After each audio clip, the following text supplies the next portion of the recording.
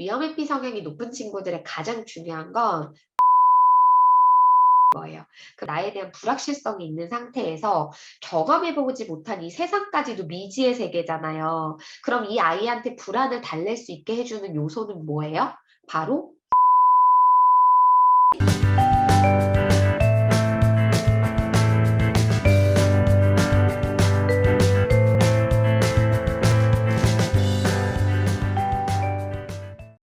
자, 그러면 이제 똑같은 새로운 건데도 다른 세상으로 보게 하는 기질의 특성이 있어요. 바로 위험 회피라는 거예요.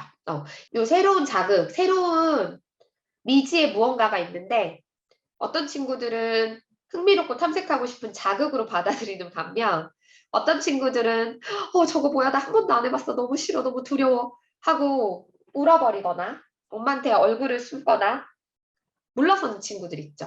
이런 경우는 상대적으로 위험 회피 성향이 높다라고 이야기를 하고요. 이거는 이제 내가 한 번도 경험해보지 못한 것에 대해서 불안이 올라오는 아이들이에요. 그래서 위험 회피 성향이 높은 친구들은 이제 불안이라는 정서성이 상대적으로 높은 축에 속할 수 있어서 불안을 어릴 때부터 얼마나 잘 다루는가가 이제 주요 이슈가 되게 되는데요. 그래서 이제 특히 이 불안이 높은 친구들이 전반적으로 좀 다소 까다로운 기질을 보일 확률이 높아요. 그래서 이제 내 아이가 새로운 거 잘 못 만지는 거, 새로운 거 먹으려고 하지 않는 거, 새로운 활동에 참여하지 못하고 일단 울거나 아니면 무조건 고개를 파묻고 외면하는 거, 낯선 사람들 봤을 때 인사 잘 안 하고 수줍어하거나 아니면 이렇게 외면하는 거, 그죠? 그리고 이제 어린이집 분리돼서 적응해야 될 때, 예, 2달, 3달 오는 친구들도 있죠. 그래서 이제 이런 경우의 축에 속하는 기질들이 위험 회피하고 연관도가 다소 높다라고 이제 설명을 드리게 되는데 그러다 보니까 저는 이제 주로 현장에서 뭐 선생님들의 질의응답이나 그리고 이제 저희 센터 방문해 주시는 분들의 많은 아이들이 산만하다, 활동성이 높다, 뭐 공격성이 있다, 아이들하고 자주 부딪히고 다툰다 하면은 자국추구 성향이 높은 경우가 많고 그리고 이제 다소 부적응적이다. 어린이집 분리 어려워한다. 그리고 다소 까다롭고 예민하다 하면 이제 위험회피 기질이 조금 더 높은 축에 속하는 아이들이 확률이 있어요. 그래서 이런 것들 어머님들도 좀 이해하시면서 내 아이는 확실히 어느 축에 속하는가 결과와 함께 내 아이의 실제적 행동들을 떠올려 보시면 조금 이해가 되지 않을까 싶습니다. 그래서 이제 보면 여기 지금 위험회피 같은 경우는 제가 아까도 설명했지만 위험회피가 높은 경우에는 새롭고 낯선 걸 별로 좋아하지 않아요. 전반적으로 좀 불안이 쉽게 유발되는 아이들이기 때문에 내가 한 번도 경험해보지 못했고 예측이 불가능한 것에 대해서 두려움을 느끼게 돼요. 그러다 보니까 전반적으로 적응도가 다소 낮다라고 볼 수가 있고요. 그리고 이제 위험회피가 또 낮은 경우는 반대로 제가 아까 자극추구 설명하면서 얘기를 했던 것처럼 위험회피가 이제 너무 낮을 경우에는 사실 모든 게 다 무덤덤하고 크게 개의치 않을 수 있어요. 그래서 이제 아이들이 다소 조심성이 낮고 조금 더 위험에 노출될 확률도 높아진다. 라고 이제 얘기를 해보게 되고요. 그러다 보니까 위험회피 같은 경우는 너무 낮은 것보다는 너무 높은 것에 있어서 어려움을 토로하시는 부모님들이 상당히 많아요. 그래서 여기서 짧게 설명을 좀 드려보면 위험회피 성향이 높은 친구들의 가장 중요한 건 불안을 다룰 수 있어야 된다는 거예요. 그런데 이 불안이 핫 이슈예요. 근데 이제 처음에 아가가 태어나서 세상에 대해서 잘 모르고 그런데 이상하게 나는 항상 마음이 불편해요. 그래서 나는 깜짝깜짝 너무 잘 놀래고 잠을 잘 때에도 먹을 때에도 배가 고플 때에도 어떤 상태에도 내가 나를 스스로 편안하게 만드는 방법을 잘 모르는 것 같아요. 근데 이제 아가가 그거를 그냥 불편하니까 그래서 많이 울게 되죠. 그러면 내가 나를 잘 달래지 못할 거라는 나에 대한 불확실성이 있는 상태에서 경험해보지 못한 이 세상까지도 미지의 세계잖아요. 그럼 이 아이한테 불안을 달랠 수 있게 해주는 요소는 뭐예요? 바로 부모예요. 주 양육자예요.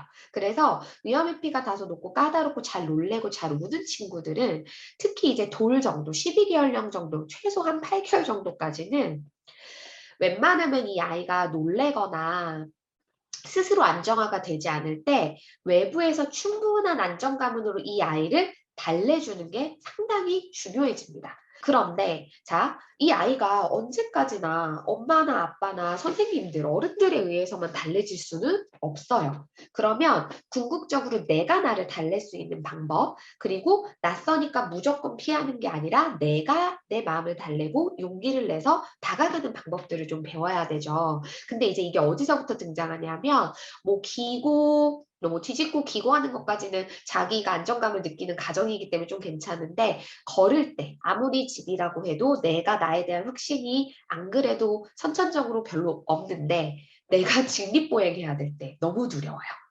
그리고 밖에 나가면 오토바이도 쌩 지나가고 모르는 사람도 지나가고 소리도 되게 다양하게 들려서 나는 모든 게 불안하고 혼란스러운데 거기서 확신 없는 내 몸으로 서서 엄마가 자꾸 걸어보재요. 그럼 두려워요. 그래서 대부분 위험회피가 상당 수준 높고 불안이 높은 친구들은 요게 걸을 때부터도 많이 나와요. 그래서 막 16개월, 18개월이 됐는데도 걸음을 잘 못 댑니다. 뭐 때문이에요? 내 기능을 쓸 수 있다라는 어떤 두려움을 극복할 수 있는 내가 나에 대한 확신이 낮은 그런 기질이 내 신체를 쓰게 하는데 자꾸 가림막이 되는 거예요.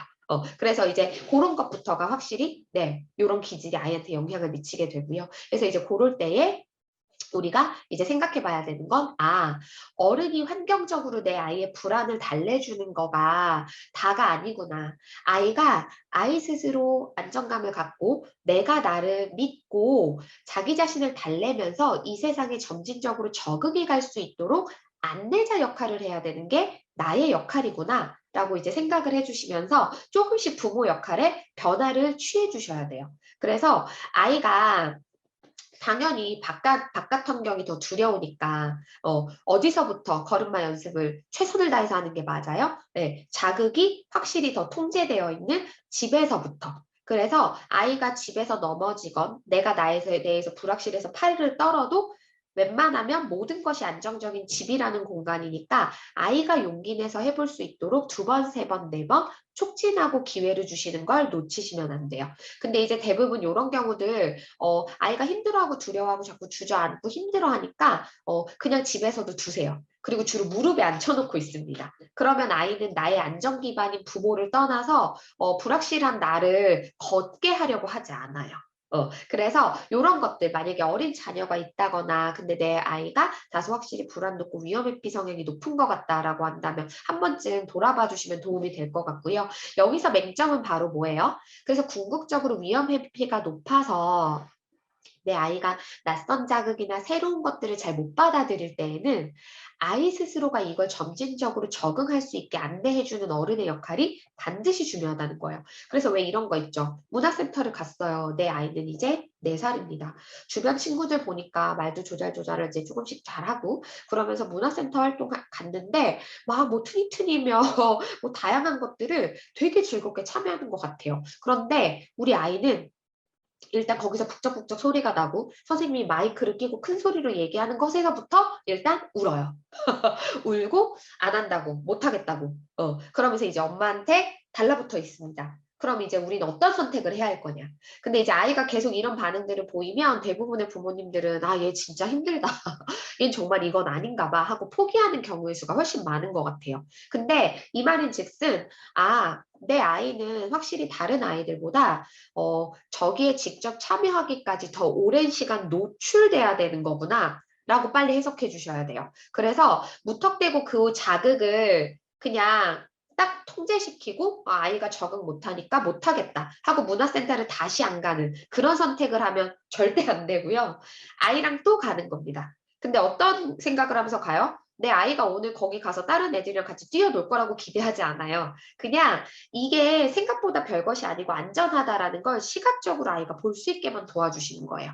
그래서 같이 갑니다. 아이가 두려워하면 안고 아이가 시각적으로 그 장면을 볼 수 있게 노출시켜 주시면 돼요. 근데 애기도 이렇게 보잖아요. 시각적으로. 별일이 안 일어나요. 그리고 무엇보다 애들이 되게 재밌게 논단 말이에요. 그러면 뭐예요? 점진적으로 불안함보다는 안정감이 올라가고 호기심과 탐색하고 싶은 욕구가 올라오기 시작해요. 그러면 아이가 더 집중해서 보게 되고 엄마가 요 녀석이 불안해하기보단 좀 흥미를 갖고 보는 것 같네? 라고 했을 때 자연스럽게 아이한테 공 하나를 집어주면서 아이가 톡 건드려 보게 한다거나 아주 작은 자극을 한번 요청하는 거죠. 근데 아이가 막 이래요. 그러면 뭐, 지금 불편하면 안 해도 돼. 다음 시간에 와서 또 하자. 그럼 엄마가 공골인 해야겠다. 꼬린 하면서 엄마가 대신 하면서 아이가 가장 믿는 엄마가 했을 때 아무 일이 일어나지 않는다라는 걸 보여주는 거죠.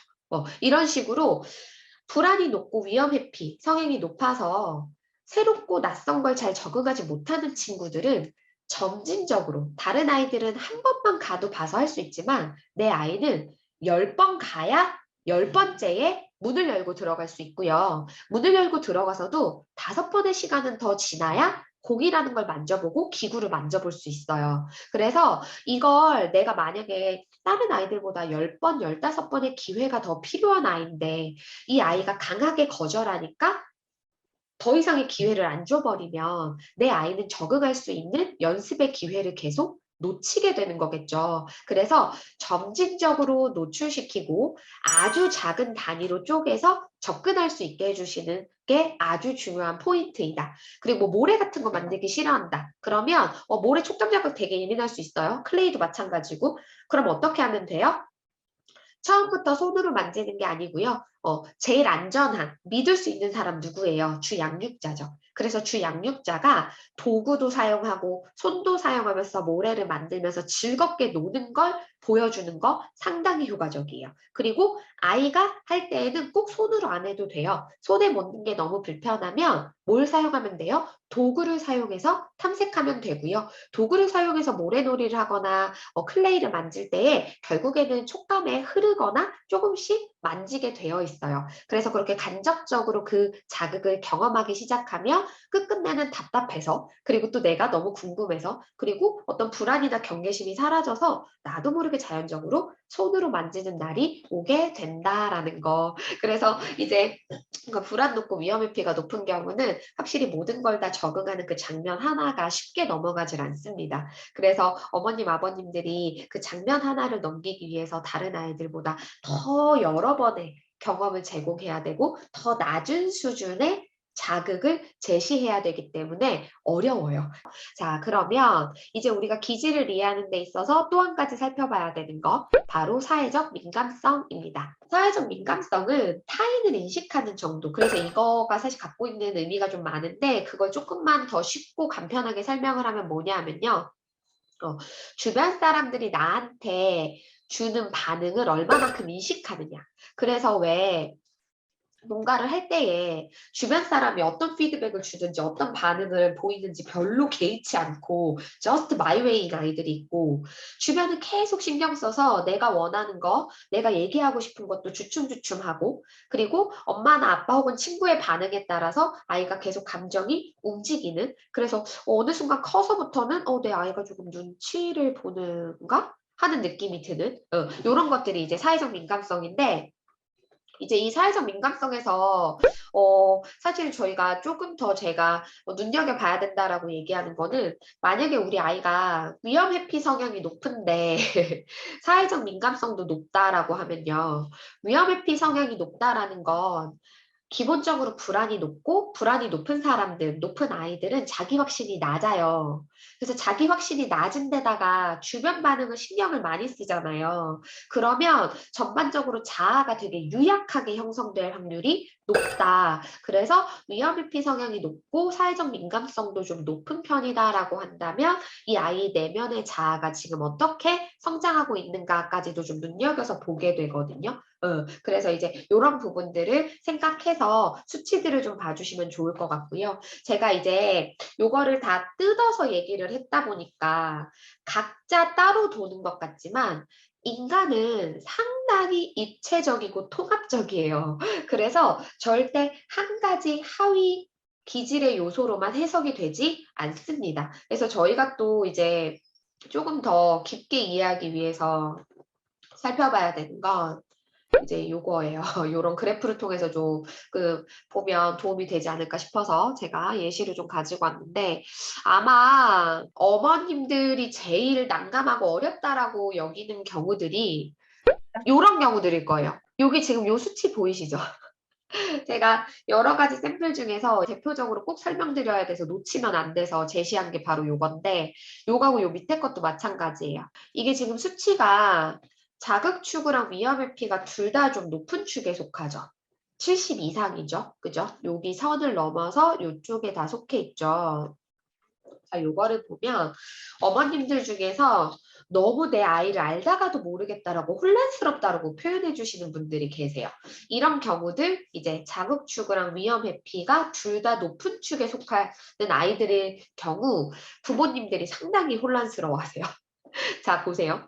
요 새로운 게 있는데 차라리 자극 추구만 조금 상대적으로 높은 아이면 달려가고 막 탐구하고 만지고 그래서 막 사건 사고 일으키고 막 아이가 너무 에너지가 넘쳐서 엄마가 힘들고 막 이렇게만 되고, 또 이 아이가 이걸 너무 두려워하면 막 철회하고 회피하고 도망치고 두려워하고 울고 부적응하니까 엄마가 딱 그 모습만 보면 되는데, 내 아이는 희한하게 어떨 때는 적응 진짜 잘해요. 그리고 진짜 막 아주 야무지게 잘해내요. 그런데 또 어떨 때에는 이 아이가 그렇게 야무지게 잘 해내는 아이였던가 싶을 정도로 너무 부적응적이고 상당히 강하게 거절해요. 그래서 이 아이하고 한 4년, 5년 살아보니까 내 아이가 대체 족을 잡을 수가 없어요. 어떨 땐 너무 잘하고, 어떨 때는 너무 막 거절을 강하게 하고, 그리고 자기 주장도 되게 세요. 그래서 좋아할 때에는 너무 유쾌하게 잘하지만 철회할 때에는 또 아주 강력하게 자기 주장하면서 거부하고, 이 아이가 언제 적응을 잘했나 싶을 정도의 행동을 보입니다. 그러니까 이제 어머님들이 주로 도대체 내 아이가 왜 이런지 모르겠어요. 너무 혼란스러워요. 잘할 때 진짜 잘하는데 까다롭고 예민할 때 너무 부정적이에요. 라고 얘기들을 주시거든요. 그런 경우가 대표적으로 자극 추구 성향과 위험회피 성향이 둘 다 높아서 계속 내적 갈등을 하고 있는 거예요. 근데 아이는 몰라요. 내가 이 새로운 자극을 딱 맞닥뜨렸을 때에 이게 너무 호기심 있고 흥미롭기도 한데 동시에 두렵기도 한 거예요. 그래서 계속 싸워요. 얘를 내가 흥미로 여겨서 탐구해야 될지 아니면 두려움으로 인식해서 피해야 될지 계속 싸우는 거예요. 그런데 어떨 때에는 자극 추구가 이겨요. 그러면 더 적극적으로 해요. 근데 어떨 때에는 위험의 피가 이겨요. 그러면 부적응적인 거예요. 근데 이거는 아이 자체도 잘 몰라요. 그러다 보니까 아이는 항상 뭔지 모르게 자기 자신과의 싸움을 자기도 모르게 많이 하는 아이예요. 그래서 그 내적 갈등의 에너지를 상당히 많이 쓰게 되고, 이런 경우 이제 아이들이 에너지를 빨리 많이 쓰고 짜증을 좀 작게 표현하는 경우의 수들도 그래서 등장을 하게 돼요. 그래서 이제 어머님들 중에서 이제 제 얘기를 들으시고 특히 요 한 가지 새로운 것에 대해서 흥미를 느끼는 영역과 불안을 느끼는 영역이 있다 보니까 양립될 수 있을 거라고 생각들을 못 하시는 것 같아요. 그런데 인간은 아까도 얘기했지만 상당히 입체적이고 통합적입니다. 내 아이는 한 가지 모습만 있는 게 아니고요.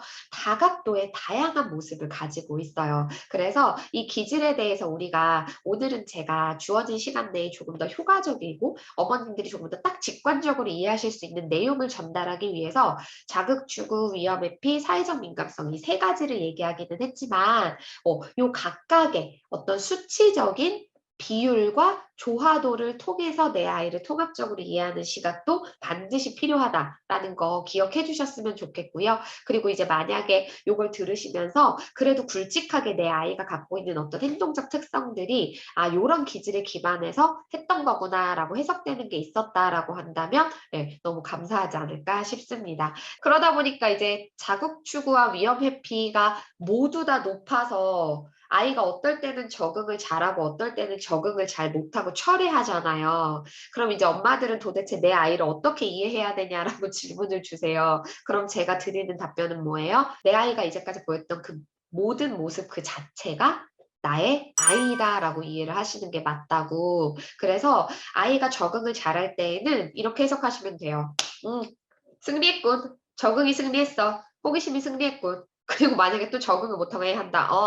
이거는 어쩐지 불편한가 본데? 그럼 내가 어떻게 조금 더 한두 번 노출시켜서 다시 흥미로움과 탐색이 승리해서 적응할 수 있게 이 아이가 다시 나아가 볼 수 있게 내가 촉진할 수 있을까? 전략을 세우는 걸 고민하시면 돼요. 그래서 이제 어머님 제가 이 기질에 대해서